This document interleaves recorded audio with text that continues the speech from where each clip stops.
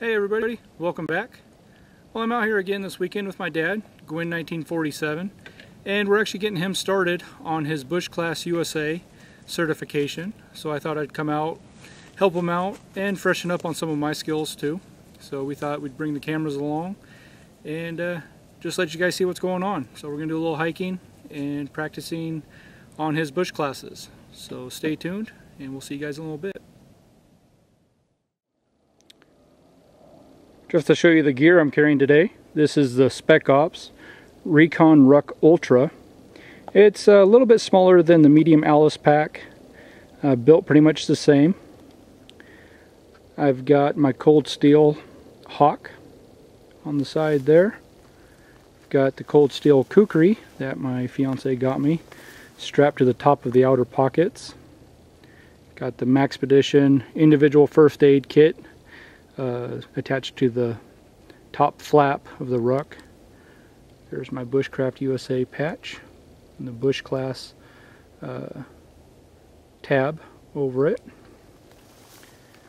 Then on this side I've got my USGI canteen Maxpedition canteen cover.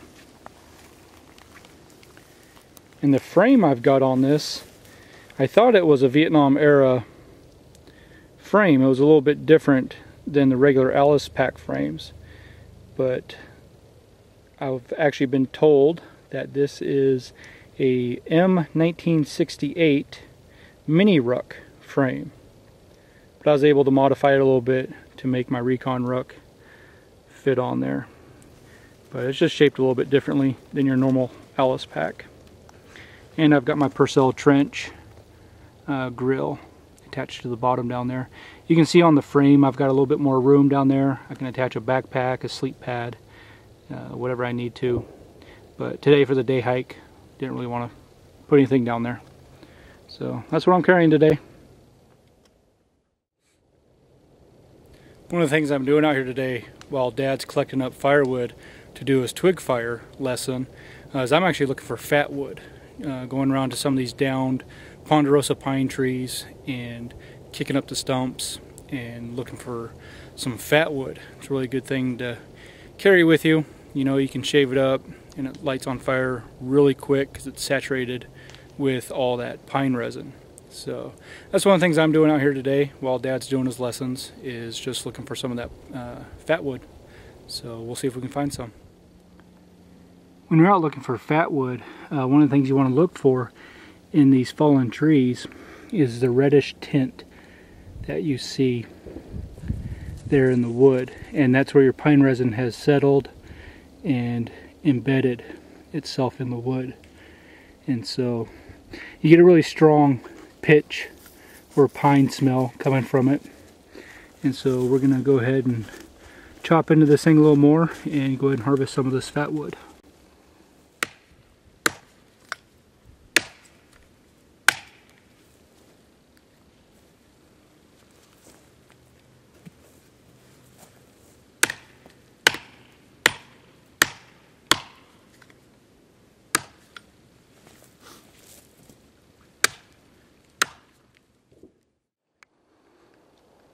There's Dad up here taking pictures of his twig fire layout for the Bushclass twig fire lesson.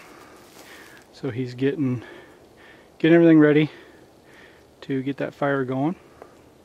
So let's go up there and check on him, see how he's doing.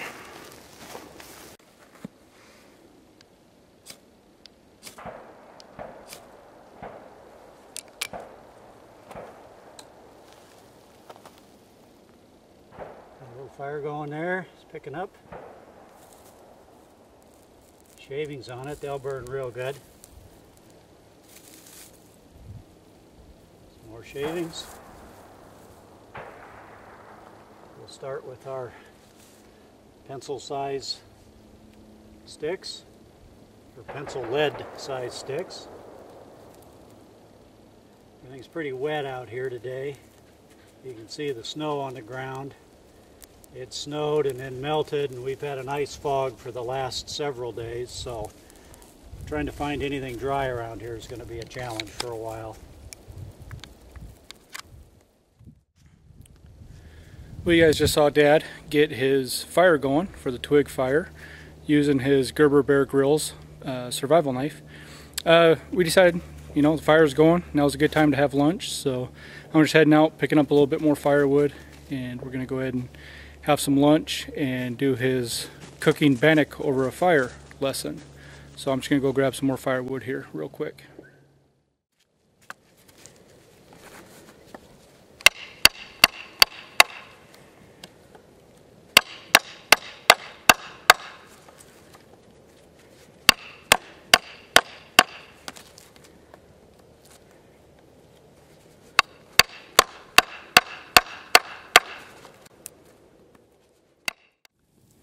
Well, we're getting the fire going. Everything's pretty wet out here, so of course you can see all the smoke.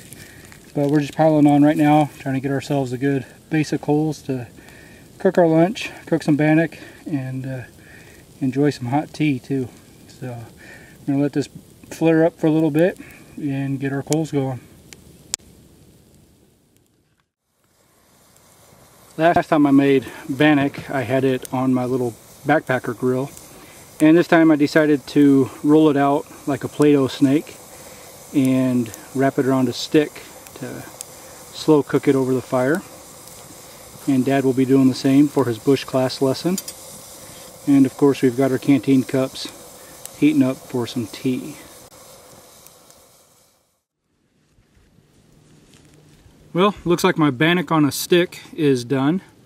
So it's the same recipe as I used last time, but cooked differently. So we're going to go ahead and see how this tastes.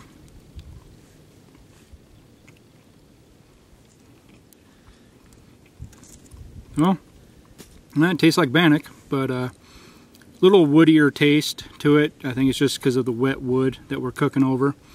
The outside got done a little quicker than I wanted it to, so the inside is a little chewy, a little doughy, but still not bad.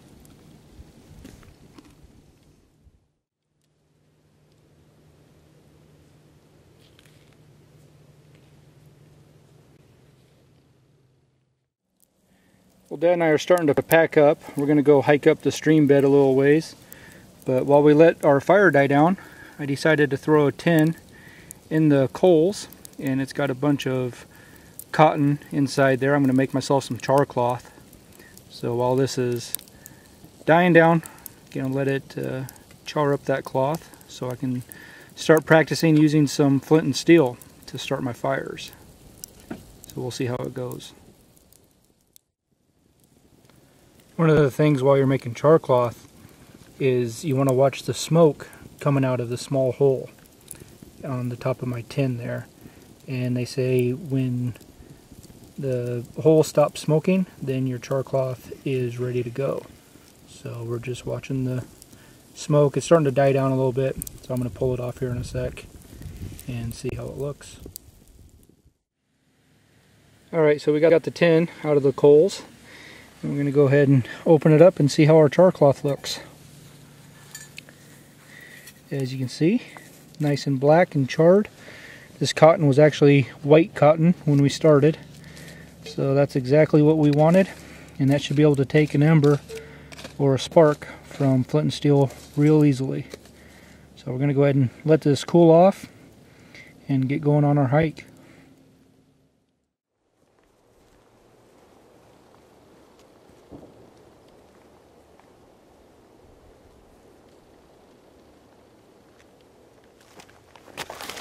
Alright, so Dad and I have cleaned up our camp, and we're just heading down the stream bed a little bit, see what's out here. We usually come out here during the springtime and summer, and the creek is full, but right now it's actually empty, and you know, not as much underbrush and everything, so we get to see a little bit more than we usually do. So I'm going to put some miles on our feet, put some miles on the new backpacks, see how they feel. So we'll just see what we find, and we'll keep you guys in tune. So we'll see you in a little bit.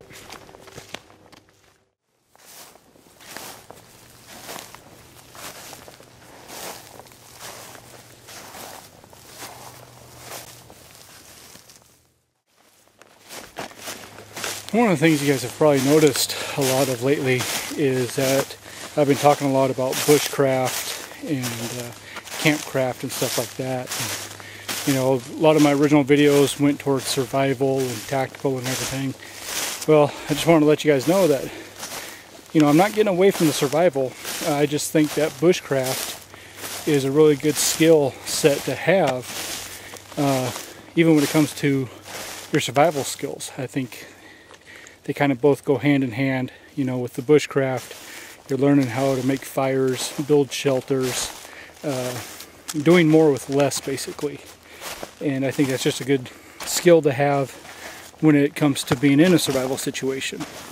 So that's where my new interest in bushcraft has come from, is just researching and, you know, wanting to improve skills that I already have or knowledge that I already know. This is just an extension to all that. So in case anybody was curious, that's where the whole new interest of bushcraft came from.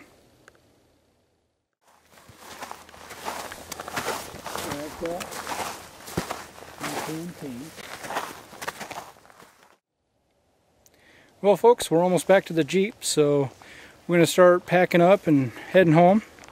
But it's been a great day. We got Dad out here, started on his Bushclass certification, and we got to have a fire, you know, eat some bannock for lunch. Got out, explored a little bit, put a couple miles on the feet, and tried out some new gear. So it's been a really great day. A lot of fun coming out here with Dad, you know, getting him started and helping him out with those classes. So, you know, it's time to pack up and head home. So you guys, until next time, take care, stay safe, and always remember, go out and live.